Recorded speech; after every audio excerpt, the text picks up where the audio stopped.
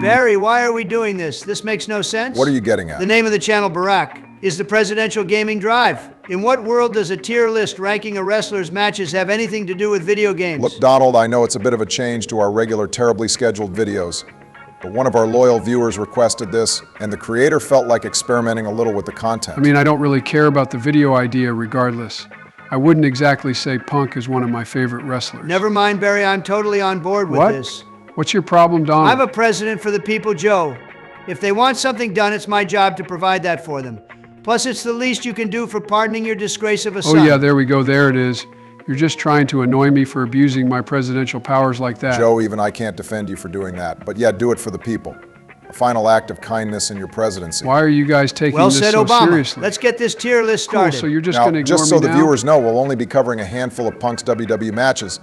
Any that aren't that memorable, we're just going to put in the didn't watch ranking to save some time. As for Punk's AEW matches, we'll come back to those at some point if enough of you guys want to see us rank them as well. Enough with the information. Dump Barry what we got first. We're starting off with controversy instantly with Punk's match against Cena from SummerSlam 2011. Not surprising considering who we're talking about. Hunter Biden, right? Yes, it was very controversial what you did Yes, for so anyway, him. didn't ask plus ratio. This match leaves a sour taste in my mouth since it basically felt like a sabotage to the summer of Punk. I agree with that. Kevin Nash returning and screwing Punk basically went nowhere. And considering what we know about Del Rio now, I couldn't think of a worse person to cash in the briefcase and win the WWE Championship. Plus, there's the match they had at Money in the Bank that you could go watch instead if you wanted a Punk versus Cena clash from 2011 done right. I really don't see a reason to go back and watch this one, so we'll stick it in B. How can you guys say they sabotaged Punk if they gave him the damn title at Survivor Series just a few months later? Because they probably didn't have a damn choice, since they only had one proper megastar at the time in John Cena, and he was too busy building his feud up with The Rock. And we all know how bad a Rock versus Cena title feud is. Just go look at their match It's from the Mania biggest 29. Should have been a triple threat match with Punk, and I better not hear you denying that, Joe. Speaking of Mania matches, though, we've got the one he had with Chris Jericho from Mania 28. I imagine all of his matches with Jericho are going to be classed as bangers on this list, with this one being no exception. I didn't really care too much for the alcohol storyline, but these two delivered on the grandest stage. I don't know if we should put it into S, though. It's a great match, don't get me wrong, but it's not really ever discussed as one of Punk's most legendary ones. Plus, the hype train had basically been reserved for The Rock versus Cena and end of an era matches. Because of that, it felt like something was missing here. So I'm going to stick this match in A. For the record, I love the storyline. Jericho exposing Punk as the fraud he is was legendary. Are we recording this with Tony Khan or something? What's with this hate boner, Joe? I've always thought Punk was overrated. Plus, he has no respect for authority. Kind of like you, Donald. Right, so because he's not a yes man and likes to walk his own path, he's a villain, right? That's exactly how the media paints me these days. Disgusting. You know what's not disgusting, though? The Survivor Series match he was a part of back in 2007 or 2006. Oh God, the beginning of old age is starting to get to me. At long last, welcome to the Club, Barry. Pretty inoffensive match for this list. It was fun because of Shawn's antics, but that's about it. But still a fun match overall, so let's give it a low A. Back to the controversy near enough instantly. We have Punk's match with The Rock from the 2013 Royal Rumble. The Rock will always be the GOAT for taking the title off this hypocrite. So you're basically commending the decision to have that awful Cena-Rock rematch at Mania 29? I'm not saying that at all. I can hate Punk as well as hate the Cena-Rock rematch at the same time. Regardless, the decision to do a Rock and Cena rematch hurts the replayability of this one for me. The match was good, don't get me wrong. But it's the ending as well as the future repercussions that came out of this match that we remember more than the wrestling itself. I don't mind it at all. It was the beginning of the end for Punk in the WWE, so it deserves points for Barry, that. this hate boner is driving me insane. Good. Now you know how I feel every time you bring up your return to presidency. You know what? I want to see just how blinded you are by your hatred for Punk, Joe. Give us your thoughts on his Money in the Bank match with Cena. Ah, crap. There we go. Got his ass. Fine, so I'm not completely biased. I can admit this match is perfection whilst also hating the Chicago native star. Although the story is pretty ironic considering he'd be gone 3 years later. Just like you'll be gone from the Oh my White God, House there in he a goes month. again. The build-up had so much tension because of the storyline. And then Punk and Cena go out and have a 5-star classic just as the icing of the cake. The hostile crowd towards Cena only helped the atmosphere of this match further. I will say that WWE messed up when it came to the potential of the aftermath, though.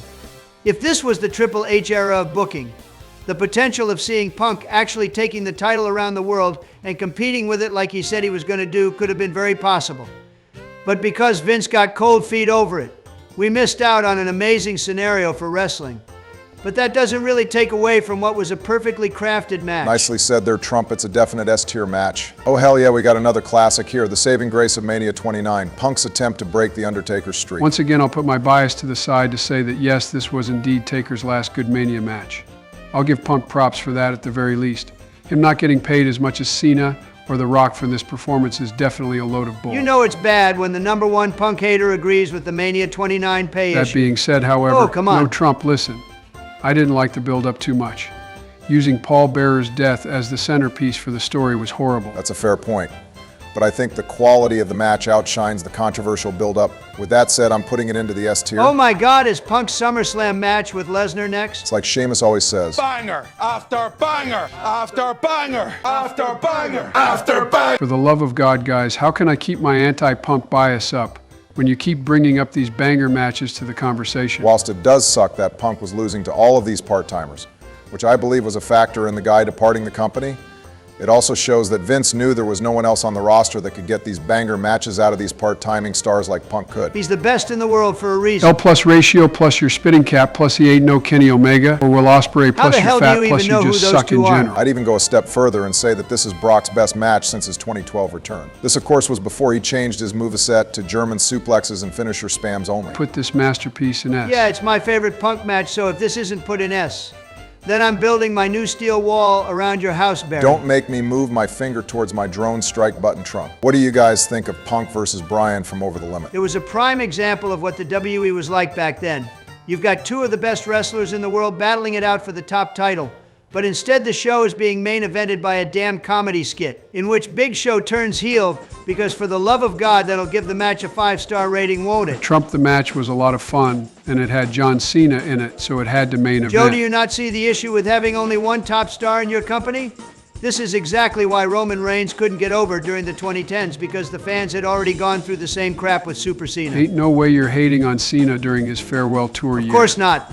I'm just stating that the Super Cena gimmick screwed over many promising careers, just like Kamala would have if she won the I was election. wondering when the Kamala election jokes would start. Look, these days I just pretend Punk and Bryan was the main event of this show, but even then I still put it in the same category as Punk and Jericho's Mania match. Very good, but not really mentioned as one of the guy's most memorable clashes, so we'll stick this in A. With that said, allow me to make a quick change here. Figured the December to Dismember match deserved its own tier. Oh, come on, it wasn't that bad. Did Discord just boot Joe out for that awful take? Nope, that was all me. Christ, Barry, I've never seen you so based before. I'm gonna add him back in now.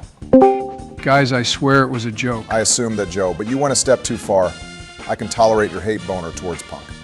But the December to Dismember match is no laughing matter. I'm moving on to the next entry now. Another Punk and Jericho match? I won't lie, I don't remember much about this one. Take it from me, Donald, this was another great match, but like their Mania clash, this one never really gets brought up either. I'm gonna put it in A, so we can focus on actual peak again. And that's Punk's match with Cena from 2013. Screw Taylor Swift at the Super Bowl. If both events were happening at the same time, you can bet my presidency that I'm watching the best Raw match from the 2010s. In what world is this match good? This is a prime example of Punk being an awful person. Using the pile driver on Cena was absolutely despicable. Okay, and I'm going to assume that was your exact same reaction when Kevin Owens hit it on both Cody and Randy, right? Oh wow, you had the same dream too. It ends with my foot up your old ass. Get the hell away from me. Biden get literally dunked on, it's going into S. Next up, we've got some epic matches from Punk and Jeff Hardy's rivalry. Barry, I think that old age really is getting to you because you just put their steel cage match into B. And I'll do it again. Anytime, any place. I hate this match because it was the last time we saw Jeff in the WWE for nearly 9 years. It leaves a bad taste in my mouth because of that. I can respect that. Jeff has always been Hunter's favorite wrestler. Why am I not surprised? As long as their SummerSlam match is in S, then I can live with the steel cage clash being that far down. Don't worry, Don, that match has absolutely earned its place in the elite tier. And the company clearly realized they had a banger on their hands by giving it the main event spot for SummerSlam that year. That ladder swanton bomb through the announce table moment will always live rent-free in my head. And trust me, that's rent that the fine people of America will be able to pay for again once I'm in office. He's doing it again. Calm down, Joe. We've got another pair of bangers next up. We have Punk's matches with Randy Orton from 2011. I'd stick them both in A. Sure, both RKO finishes from those matches are legendary, the Mania 27 one especially, but they're definitely not as good overall when comparing them to what we have in the S tier. Couldn't have said it better myself. I'm just going to go ahead and put this abomination into the C tier. Are you kidding me? I love this match. Yes, I'm sure Triple H coming back just to bury Punk's momentum was a spectacle for your stupid old ass. The match itself was good, but like the Punk and Rock match from the Royal Rumble, the result of it heavily outshadows the performance of the two stars on the night. This was an insult to the fans, and would be the worst match on the list if the December to Dismember debacle wasn't included in this. I've just noticed as well you put Punk's match with Mysterio at Mania in B. When did that happen? Could have been at any point in this video while we've been dealing with Joe's rage boner. Okay, now you're just making it sound incredibly zesty. Enough of this, just put their Extreme Rules clash in B too. It's not like I remember too much of them both anyway. Do you seriously not remember the Monster Punk scarring Ray's daughter with that happy birthday song? Oh, it's coming back to me now.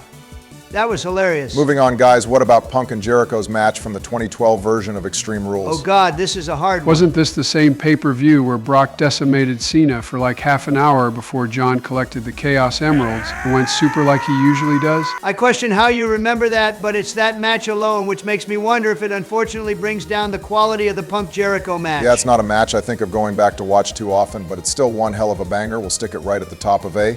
With that said, though, I'm seeing a row of matches that will probably get into the same tier, so why don't we speed run through them? Starting with Punk's match with Miz and Del Rio. Massive points to it, as well as this pay-per-view in general for doing so well financially, despite Cena not even being a part of it.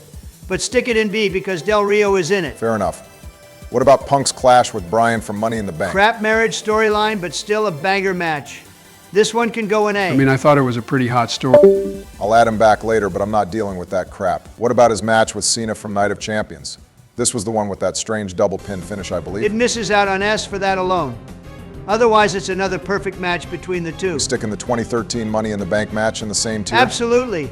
Incredible Money in the Bank match, but again, it's not Punk Central, so we can only give it so many points in this context. Since I know your opinions on Del Rio already, we'll put this match in C since this was the one where he won the title.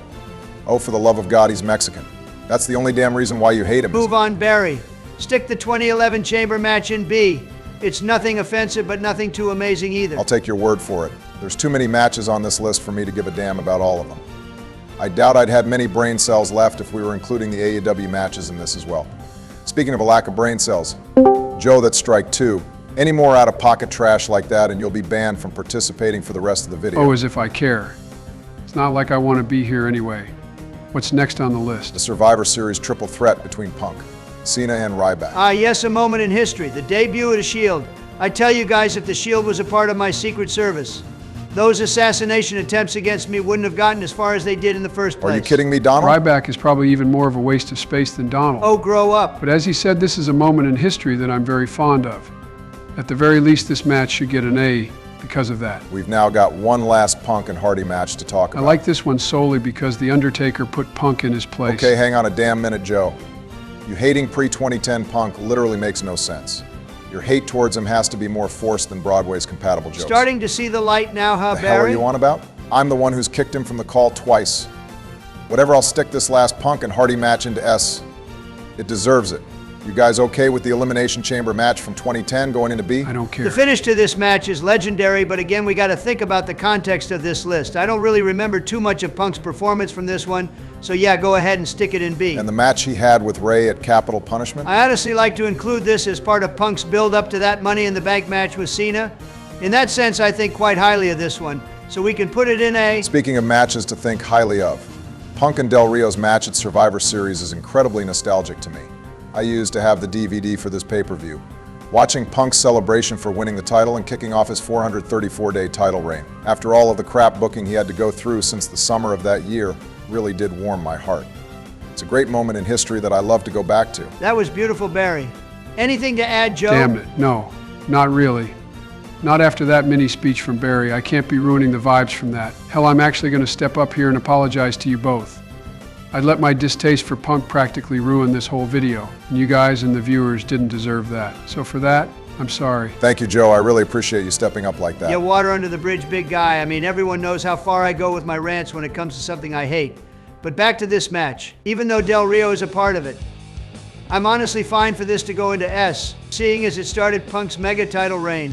Plus, the vibes of this Survivor Series were on point. Excellent. We're nearly there now, boys. We've got Punk and Bryan versus the Wyatts from Survivor Series a couple years later. I do remember this being a fun match. Yeah, but it's nothing too special.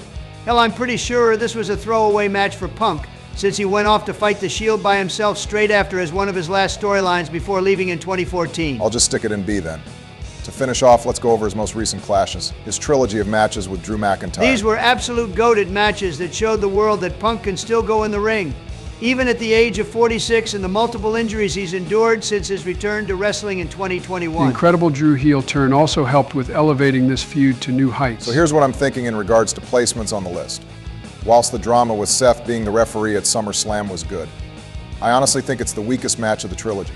The other two, though, masterpieces. Both the Strap and Hell in a Cell matches had so much violence and animosity in them. The two literally nearly ended themselves for our entertainment in them, and I think they absolutely deserve to go into S. Whilst the SummerSlam clash should get a very strong A. An excellent assessment there, Barack. I'm more than happy with those placements. Same.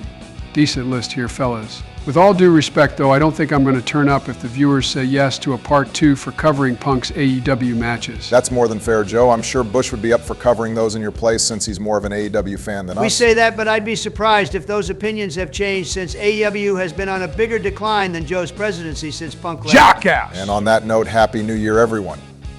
And hopefully we'll catch you all in our next video.